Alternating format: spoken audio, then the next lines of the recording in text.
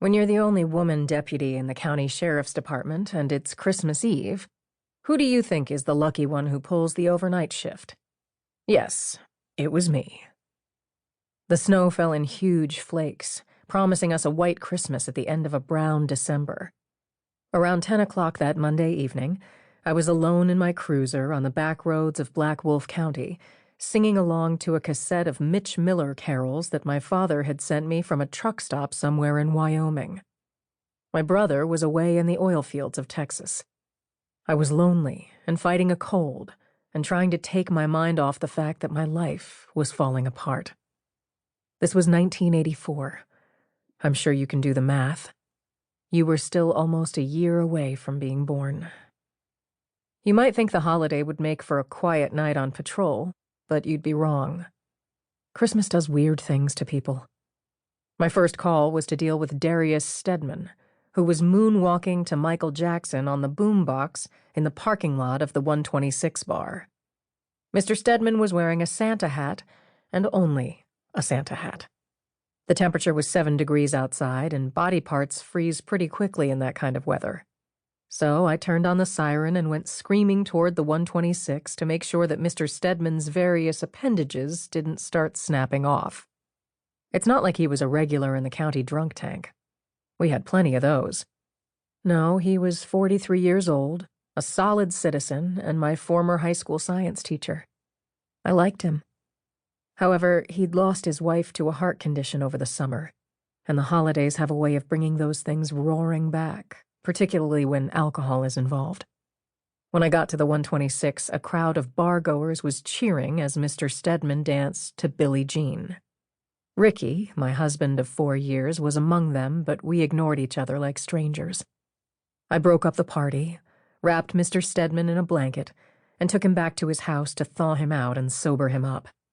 He spent the next half hour sobbing to me about his wife over coffee.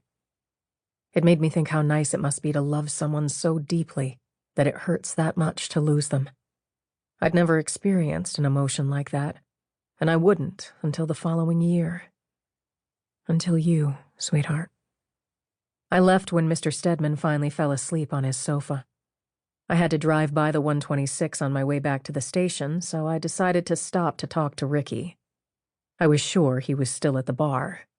He was always there, drinking up my county salary and flirting with the 18-year-old waitresses. The 126 was our local dirty dive. It took its name from its location on Highway 126, about 10 miles outside the county seat, a town called Random. During the summers, they had strip nights and wet t-shirt contests. Dart games turned into knife fights. Cocaine was snorted in the bathroom. And yet almost everyone in the county, from parents to preachers, came in for pizza and drinks at the 126 several times a week, because there was nowhere else to go. Sundays were typically movie night at the bar, and that always drew a crowd. Yesterday, they'd shown Trading Places, which Ricky didn't want to miss because of Jamie Lee Curtis and her boobs. I'd used my cold as an excuse to skip it, but Ricky and I had also had a big fight before he went off to see the movie. I'd lost my cool and said things I never meant to say out loud.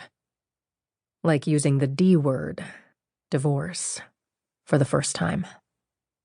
It had been almost 2 years since Ricky got fired from the mine for assaulting his supervisor. With no unemployment, we were barely scraping by, and we'd only made the December mortgage payment because my dad gave me $200. January was coming and the mortgage was due again, and Ricky was no closer to finding work. However, the fight was less about him and less about money than it was about me. I was struggling with big things. Who I was. The mistakes I'd made. What I needed to do to reclaim my life.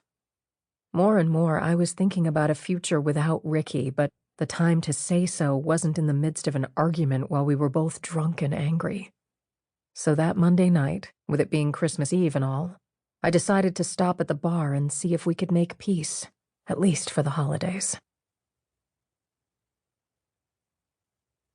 When you're the only woman deputy in the county sheriff's department and it's Christmas Eve, who do you think is the lucky one who pulls the overnight shift?